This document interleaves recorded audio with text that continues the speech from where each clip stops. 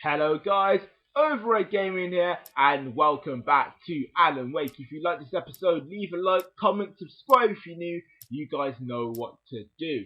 Now, in this episode, we found the well-lit room. We also finished episode 5 and begin episode 6, so this is kind of like a crossover episode. Hopefully, we will be finishing the last episode with no commentary. From this point on, hopefully we will have episodes with commentary. Hopefully, I'm praying that it does. But yeah, this will be the last episode which has no commentary. From here on in, there should be all commentary episodes. Also, I know that throughout this game, the pace kind of slows down a little bit, and for some of you guys who are just casual watchers of gameplay and whatnot, it might get a bit boring for you. But if you're really interested in this game, and I highly recommend, this is a game you should go and get and play, even though it's from 2010. Watch this episode, because a lot of things in the story clear everything which happened in like the first few episodes. So if you're really interested in this game, this is definitely an episode you will want to watch. Other than that, also just to point out, I don't know if Movie Maker's been kind to me today, so apologies if the editing is bad. Apologies. But other than that, hope you enjoy this episode. Like, comment, subscribe.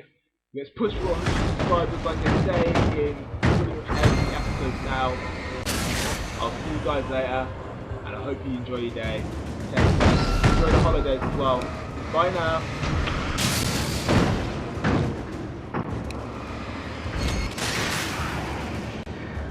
Down, boy.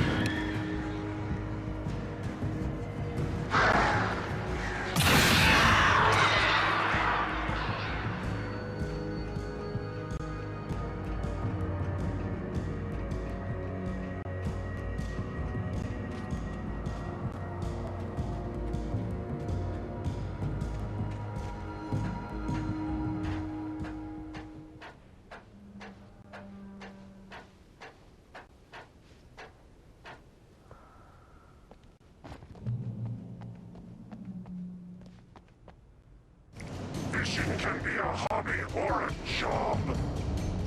I was ridiculously outnumbered. The searchlight could even the odds.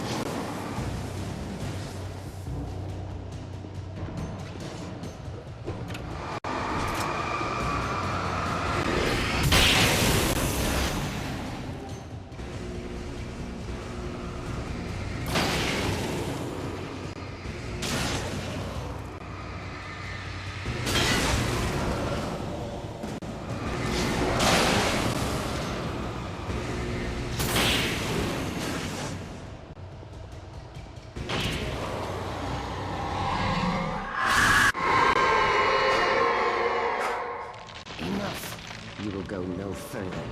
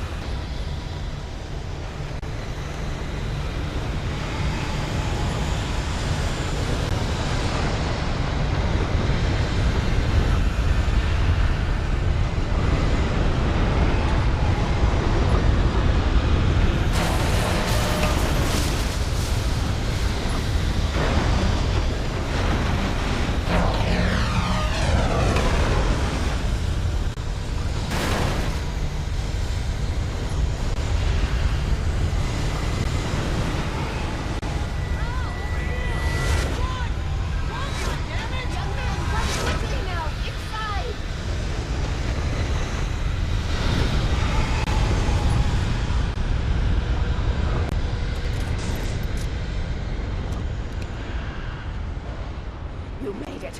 Well done. I'm glad I was wrong. It was a foolish chance to take. Don't worry about the noise. We're safe here. I have looked after the well-lit room for many, many years now. There is no shadow in the well-lit room. The power is fail-safe, and all the bulbs are numbered and changed regularly based on their make and model. Right.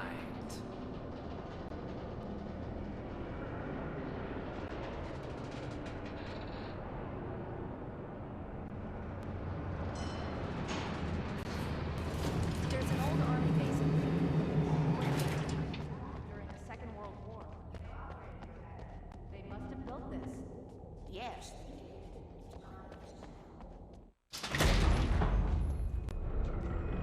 Take it, and I won't need to worry about the room anymore, because 6 and 33 and 118 need changing soon, and I don't want to climb up the ladder to change them because it's very late, and I'm tired.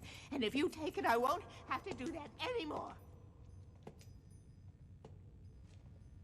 The page was autobiographical, a memory from my childhood. But I didn't write this. It was a page written by Thomas Zane. None of them were supposed to exist anymore. Alan, 7 years old, would fight sleep to the bitter end. When he did sleep, he soon woke up, screaming, the nightmares fresh in his mind. One evening, his mother, sitting by his bed, offered him an old light switch. She called it the clicker, and flicking the switch would turn on a magical light that would drive the beast away. To imbue the talisman with all possible power, she added that it had been given to her by Alan's father. Alan never knew him, and anything of his took on mythical proportions in his mind. With the clicker firmly in his hand, Alan finally slept like a baby. Now, almost 30 years later, Alan thought of this as he stood on the rim of Cauldron Lake, the clicker in his hand. He took a deep breath and jumped. My mind swirled. I'd given the clicker to Alice, yet it was here. Zane had written it into existence, in a story I had written. I can get to her now. I can finish this.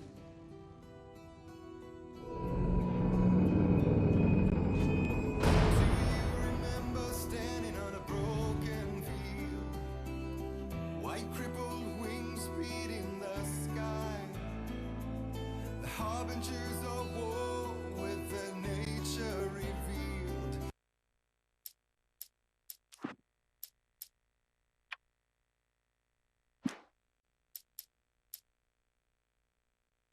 And our chances flowing by. If I can let the memory heal, I will remember you with me on that field. Previously on Alan Wake, I wrote a horror story that has come true. Thomas Zane did the same in the 70s. You will go no further. If I continue like the Dark Presence wants me to, the story I'm writing won't save Alice. It's a horror story.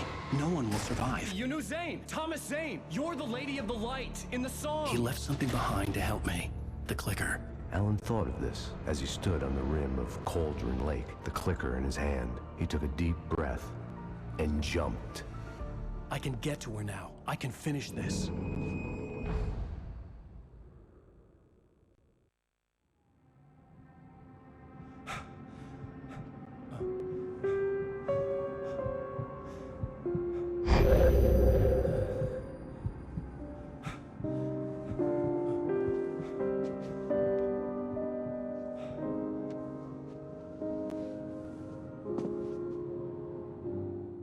I had a hangover.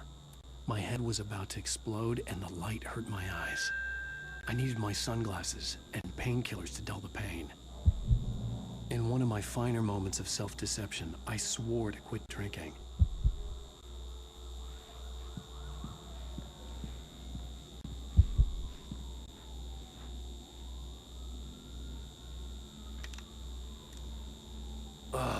The sunglasses made the world look bearable. Now I could keep my eyes open without feeling like a vampire in the sun. I wasn't sure I'd make it out there without some painkillers.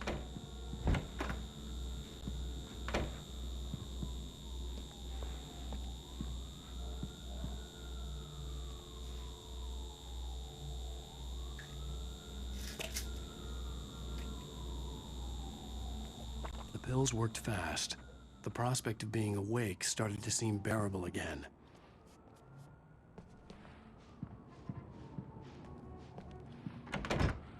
There was a message waiting for me on the machine.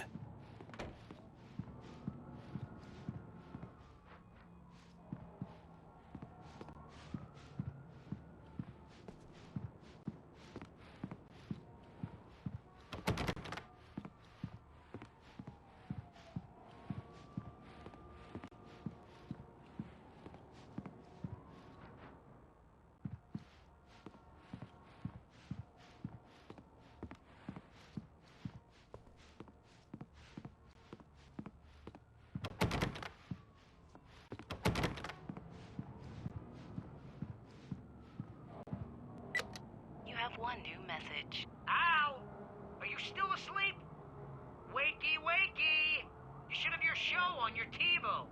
If Alice wasn't too mad to record it. As she called me earlier and really chewed me out. Yeah, we went a little overboard last night. But parties are a part of this business. Al, look, I'm saying this as your friend. She's not doing your career any favors by trying to run your life like that, okay? I'll talk to you later, Al. Watch the show!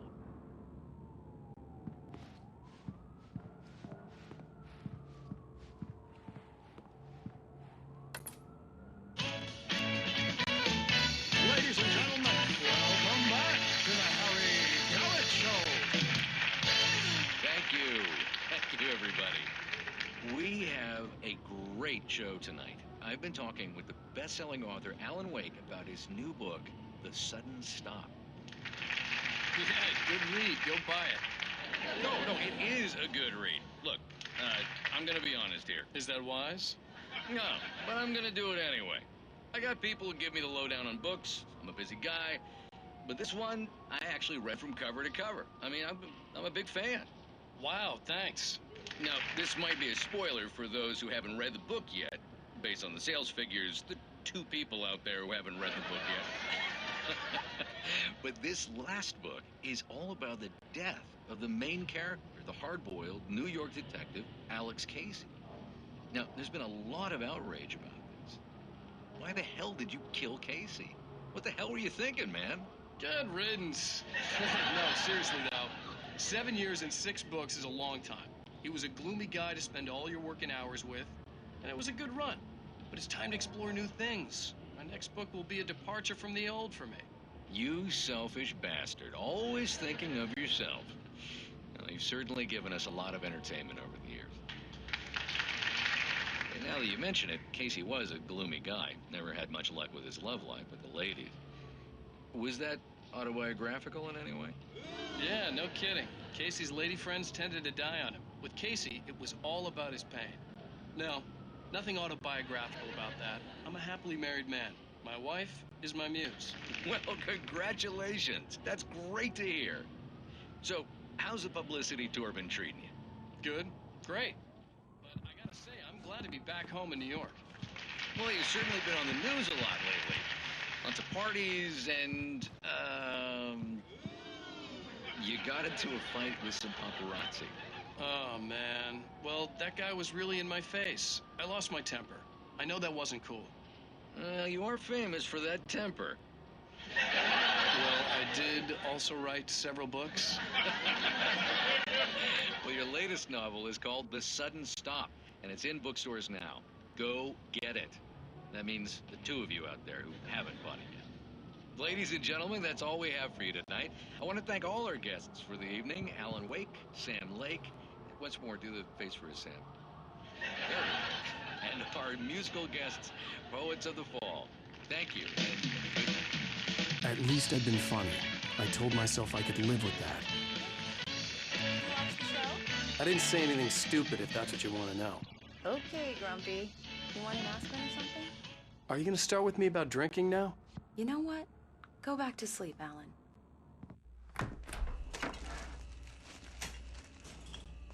What? Now you can't even talk to me? Well, this morning I was angry because you said you'd be home at midnight and you showed up at 7 a.m. and passed out in mid-sentence. Now I'm over it. Are you angry? This goddamn tour. It's gotten out of hand. Oh, honey. It's almost over, right? We can get back to normal. Then you can start writing again. I'm sorry, honey. Alan, you're not thinking straight. Just take a shower and go back to bed, huh? Yeah, you're right, honey. I'm sorry. Once this is over, let's go away together. A vacation. Just you and me. Some peace and quiet.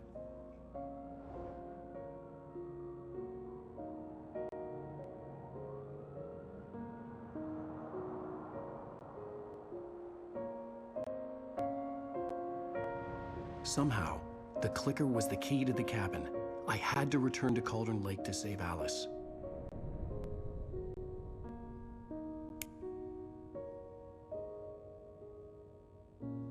I'm going back to the lake to finish this. I'm going to write an ending to the story in the manuscript on my own terms, to make it all right. Why can't you just write it here? The last page is still in the typewriter. I need to read it first. Everything needs to be just right. Zane tried to cut some corners, and it didn't end well. Okay, ready when you are. I'm sorry, Sarah, but I need to do this alone. Barry, take her gun. Miss Weaver, close the door when I leave.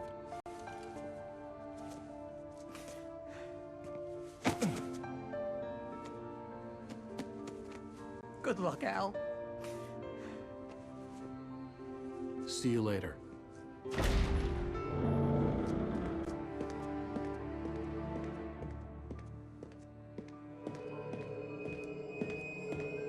When I got out, it was warm and sunny.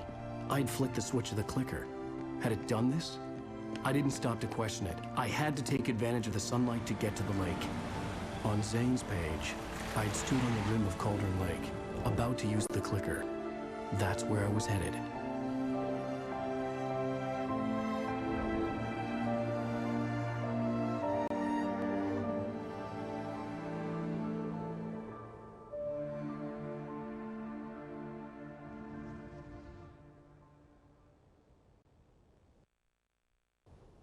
Alone, in daylight, surrounded by the beauty of the Pacific Northwest landscape.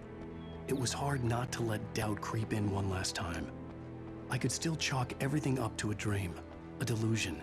I had enough imagination to make up something like this, having been in the cabin all this time, trapped in a story inside my head, gone mad from grief over Alice's death like Hartman had claimed. There would be no way of knowing. I told myself it didn't really matter. My course was set.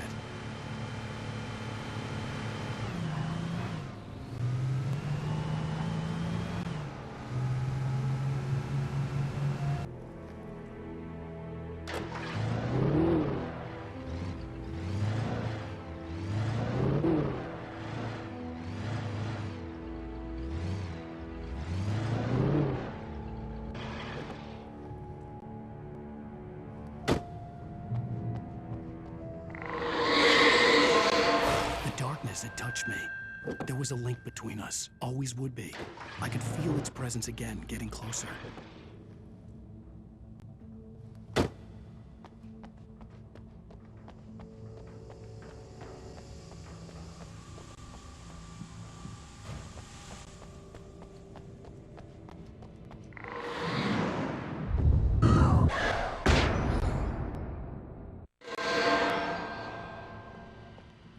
Kill your wife.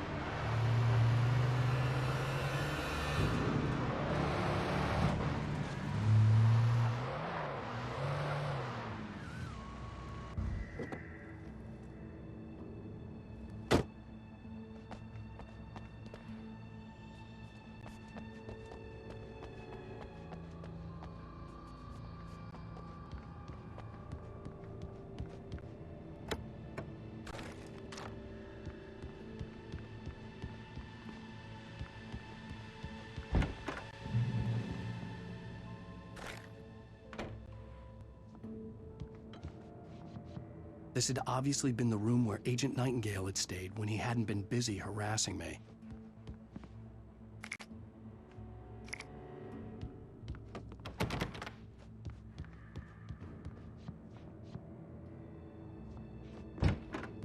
Look after yourself and your co-workers! Could have fooled me, pal.